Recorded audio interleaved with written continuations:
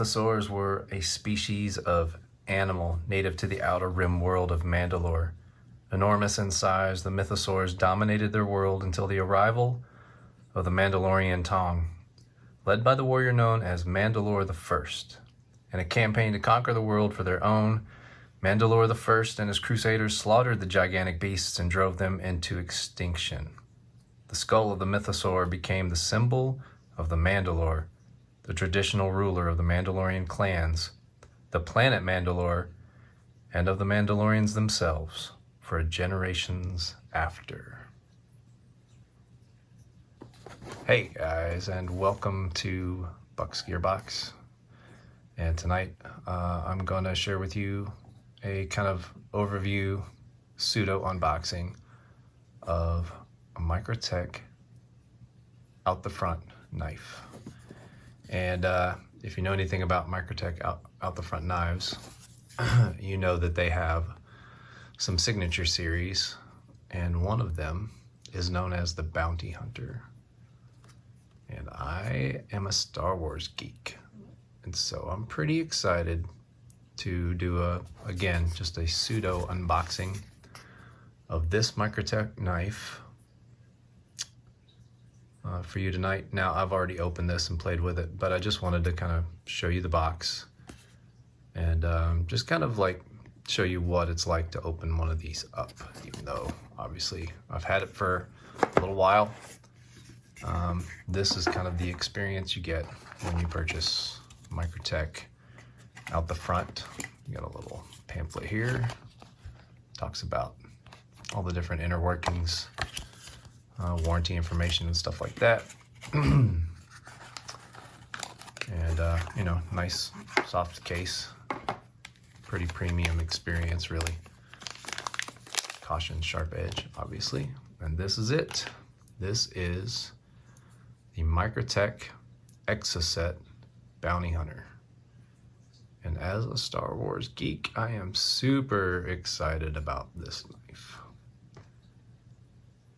Just a little close-ups here. You get the born date, the BH designation, serial number, all that stuff. This is the Mythosaur skull graphic that I read about from Wikipedia in the opening of the video. Serial number, all that stuff. And yeah, this is a sweet knife. And there's a couple of surprising things about it. Isn't that cool? Let's talk about the knife. I'm gonna put it down and read a little bit of information to you. This is the Microtech 158-10 Exocet Bounty Hunter. It is, as you know, an out the front automatic knife, but it's also a money clip. Check it out right there. Yep, throw some cash in there. As a matter of fact, my daughter picked this up a couple of days ago and said, "Dad, what's this?" And that's something interesting about this knife, is that it doesn't immediately look like a knife unless you know what it is. And if you had a little wad of cash in there, it definitely probably wouldn't look like a knife until it's deployed. Anyway, more about the specs. As always with automatic knives, check your local laws about that. I live in Ohio, and we've been able to own automatic knives for a long time, but it's just become legal this year in April to carry them. And so I've had some for a while. I've had this one, but I couldn't carry it, and I couldn't carry my other automatic knives. Now I can. So check your local laws, because every state is a little bit different. The size about this knife, or size information, sorry, it's about 5.6 inches when it's deployed, so it's not a huge knife, obviously. The blade is very interesting. It is 1.9 inches long.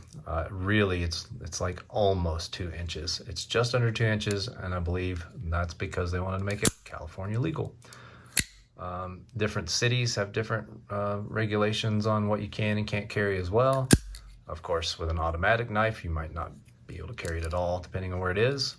So definitely, again, check your local laws. But if you live in California, you can carry this knife. That's pretty cool. This is a Tonto flat ground blade.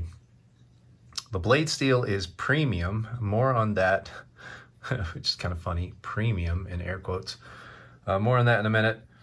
Microtech calls the finish on the blade and the aluminum handle apocalyptic, which I think is really cool. As a matter of fact, one of the cool things about the Bounty Hunter edition of this knife is that these markings, I didn't do that. That came like that. It came all scuffed up.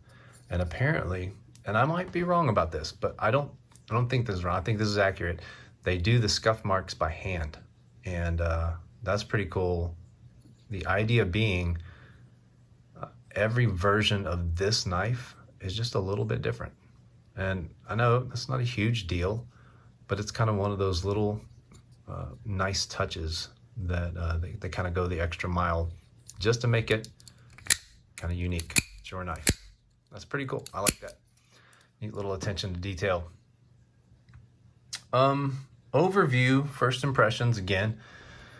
First thing is it's bigger than I thought it was. When I saw this in pictures, I actually, even though I'm a huge Star Wars geek, I was like, you know, that's cool, but I'm not really interested.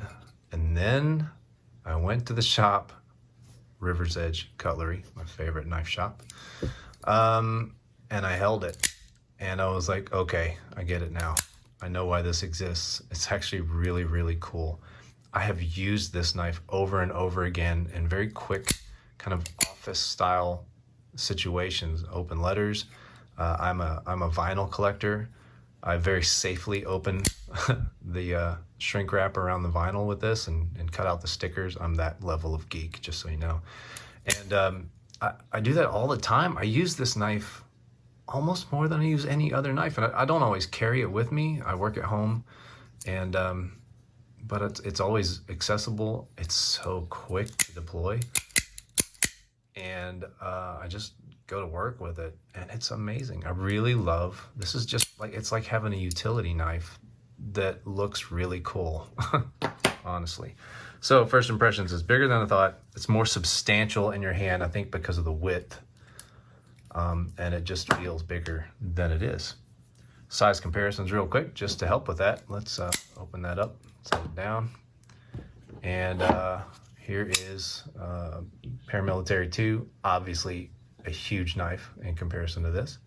Here's a Benchmade Griptilian, obviously another huge knife. Of course, this camera view is kind of skewed, so move things around.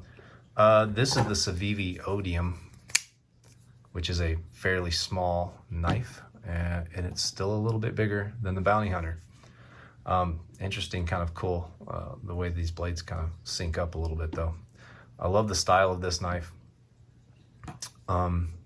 So as you can see, it is a small knife. However, again, it feels bigger in your hand than you think it would when you look at a picture or a video of it. So if you have the chance to hold one, if you're interested at all, definitely go check it out. But if you have a chance to hold one in your hand and deploy it, that's what won me over, honestly. I wasn't interested in this at all until I held it, because it's bigger than it looks. All right, size comparisons done for now. Those are knives that a lot of people have, or at least are familiar with. I don't have all of my knives with me right now. All right, show you some more. The blade steel, let's talk about that, because there's one thing that I'm not too sure how I feel about this knife. The blade steel is a premium steel. The caveat being, I don't know which premium steel it is. Microtech says that it's either CTS 204P, and then I guess they used that first, and when that ran out, they would use M390 or LMAX. Now, again, I'm not sure how I feel about that, because on one hand, I know I can trust that that's a premium steel in this blade. I know it's a good steel. I know it's kind of a high-end steel. But since it's a premium knife, on the other hand, I feel like I'd like to know what it is. I mean, it's simple. I'm not a huge knife snob. I've got a lot of blades that I like that are pretty cheap material these days, and I've got a lot that I like that are more expensive ones, more premium ones. But I'm a knife geek, so I kind of want to know what's in this knife. And that's kind of a ding against it. Not enough of a ding to make me not want to buy it. I knew that going in. It wasn't a surprise. And that's the last thing I want to share. Just, you know, what I've already talked about. I'm a huge Star Wars geek. And this knife and the others in this series have been on my radar because of my Star Wars problem. I really love it. I grew up watching the shows or the movies, and now I'm watching the shows. Everybody knows The Mandalorian these days, which kind of brought this whole feel and vibe back into the mainstream, of course. And yeah, I can definitely recommend it, especially if you're a Star Wars geek. But I also recommend that if you're on the fence about it, because you've seen it in videos and pictures, go try to pick one up somewhere. They're, I think, at least the most available of the Bounty Hunter series. These are the ones I've seen live out in the wild and at the shops.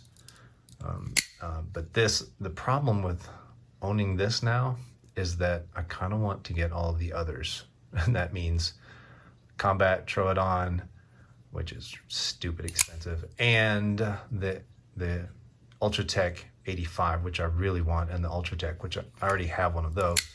So I really want that 85, and maybe then I would be, I'd have a little bit of a mini collection going on. Anyway, I'm a Star Wars geek. This is right up my alley. I hope you've enjoyed the video. Just an overview / pseudo unboxing of the Microtech Exocet Bounty Hunter. Hope you enjoyed. Take care.